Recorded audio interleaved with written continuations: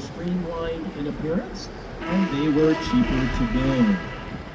They replaced the next type of bridge today. This is the State Street Bridge, and it goes all the way back to this building, the Marcus Center for the Performing Arts. And that is home to Broadway Theater here in Milwaukee. And what we're also getting a glimpse of here on our port side, as we head underneath the Kilbourne Avenue Bridge here, you might notice the towers adjacent to the bridge, as well as cameras both underneath and on top. Was the Washington Say open bridge. Open bridge! Open bridge! Repertory Theater, and it is a theater called the Powerhouse Theater that is located more cost-effective and efficient to do so.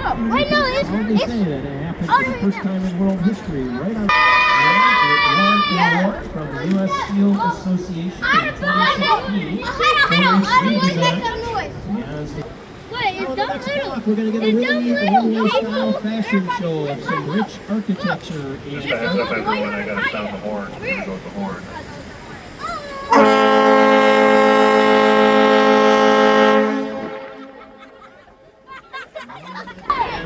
It is an example of what's called postmodernist architectural style. Now, postmodernism likes to ornament this real to symbolize and river architecture. And because fixed bridges do not open or close, you may have noticed there were some numerical markings underneath that bridge. And those numerical markings are control units inside. There is a problem with these Cream City bricks that give Milwaukee that nickname. Time, air, and industrial pollution can get into them. And then that happens. Notice on our starboard side, goes back to 1904. It's currently in its closed position because it is in use as a railroad bridge. And if we wanted to go, it now serves as a nice, luxurious private residence. It's hard to believe as we go by this third ward, how many of these older buildings were converted into condominiums. And we're going to talk more about the history. It's had 4 major breweries operating out of Milwaukee at one time. They were Pabst, Schlitz, and Watts. And the one that still operates out of Milwaukee, west of where Yards, is a proposed mixed office and residential development that they're hoping to build here along the river. I actually have an update on the Harbor Yards. The Harbor Yards is not going to happen because when they assess the land property, there's something, the lot. Let it naturally fade, much like many of the buildings in the third ward are historically protected as well. Now on our starboard side, we're getting a glimpse of a waterway that will become the third of the rivers that forms to Milwaukee. And that inner harbor hugs a piece of land here on our starboard side that's called Jones Island. And I'm going to tell you more about the history of Jones Island when we come back up this way. But for now, I'll let you know that into an island. But that original mouth of the Milwaukee River was very narrow and difficult to navigate. And so Milwaukee started dredging out in the 1850s. This area were cruising along the freeway over that bridge. And they actually won. They stopped the construction of the freeway in the mid-1970s, and it gave the bridge a nickname for a while here in Milwaukee. It was known as the Bridge to Nowhere because it literally went nowhere on 206.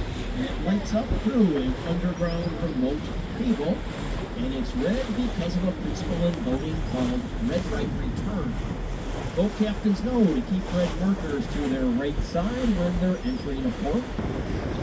And it's because of these nasty waves that going back to the 1880s, Milwaukee built a long 4-mile breakwater wall that you see towards the south of the port and the ferry, the Lake Express ferry.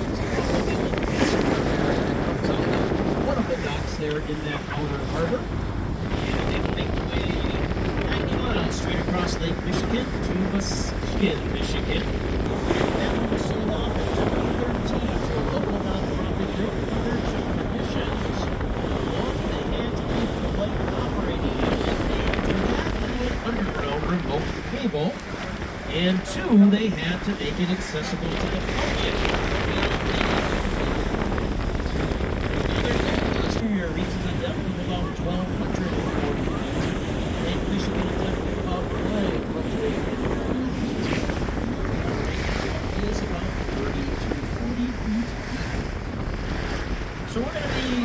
our boat port side, and you're going to get a chance to get some great views of that Milwaukee. I'm going to tell you all about that restaurant, as well as some buildings that form that skyline. Get back up to the Milwaukee River, where I'll tell you more about the history of Jones Island, Walker's Point, the Third Ward, and I have a lot more to share with you. For vessels in distress who maybe need to take a break from a rough ride, or also pleasure vessels like pontoons and sailboats, I would definitely recommend. We're now here.